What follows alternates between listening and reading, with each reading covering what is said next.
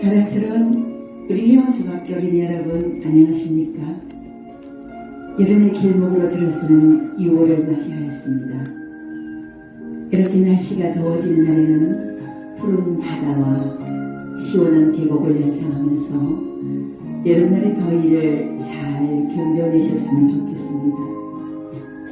6월은 현충일과 6월 10일 민주항쟁 기념일, 6.25 전쟁일이 있는 호국 보훈의 달로 순국 선열과 정월 장경의 숭고한 호국 정신과 충절을 추모하는 달이기도 합니다.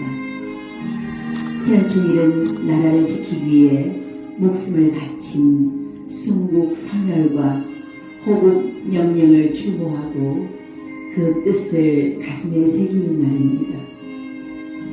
현충일과 6.25 전쟁일, 제2연평이전 등이 있는 6월을 호국 보훈의 달로 지정하여 숭고한 희생을 기리고 나라 사랑을 실천하는 다양한 행사를 하고 있습니다.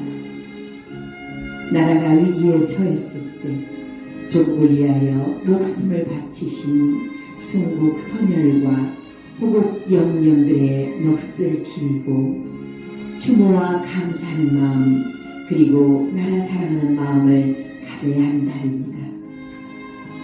우리 회원초등학교 여러 어린이들은 전쟁이 없는 평화로운 시기에 태어나 큰 어려움을 모르고 행복한 생활을 하고 있지만 일제 식민지 생활에서 고생한 연세가 높으신 어르신들이나 한국의 6.25 전쟁을 겪은 어르신들은 오랜 세월이 흘러도 그 썩어졌던 기억과 전쟁으로 인해 폐가가 되었던 상처와 나라의 소중함을 잊지 못하고 있습니다. 지금 국립대전현충원에는 나라와 결의 자유와 평화를 위해 하나밖에 없는 귀한 목숨을 바친 영령들이 영면에 계십니다.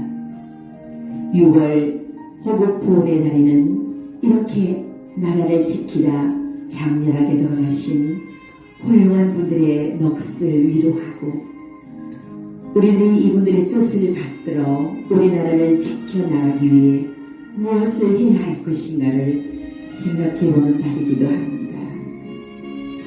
또한 우리 이웃에 있는 국가유공자나 그 유족을 찾아 감사드리고 따뜻한 위로와 격려를 보내는 달이기도 합니다.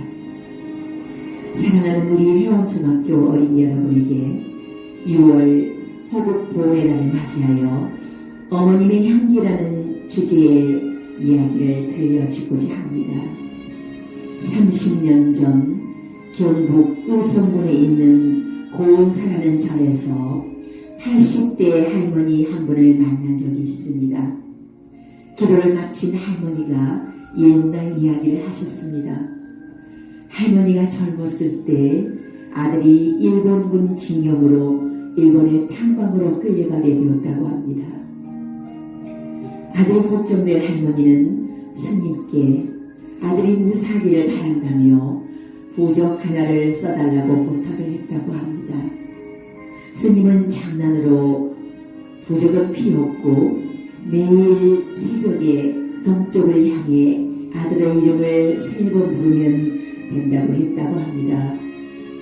스님으로부터 들은 방법으로 할머니는 매일 새벽에 일어나 동쪽을 향해 큰 소리로 아들의 이름을 불렀다고 합니다.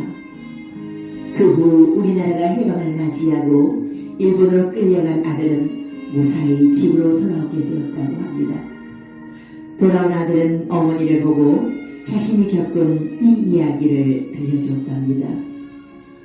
어느 날 새벽에 탄광 갯내에서 일을 하는데 어머니의 목소리가 들렸다고 합니다.